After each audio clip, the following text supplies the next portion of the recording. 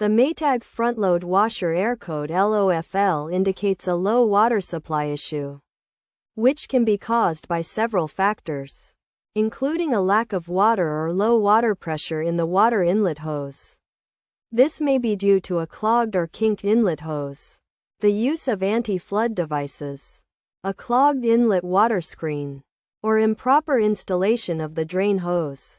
To resolve this issue, it is recommended to adjust the water flow in the inlet valves by opening the supply taps or adjusting the flow pressure. Additionally, checking the inlet hoses to ensure they are not clogged and are connected correctly is crucial.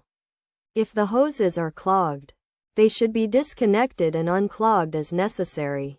The filter screen should also be cleaned by disconnecting the supply pipes, cleaning the filters while they are still mounted, and then reconnecting the hoses.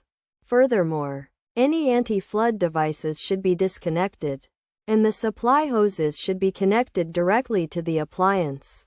Proper installation of the drain hose is also essential, ensuring it does not extend more than 4.5 inches into the standpipe and is not sealed into the external drain system, while also making sure the standpipe does not exceed 39 inches.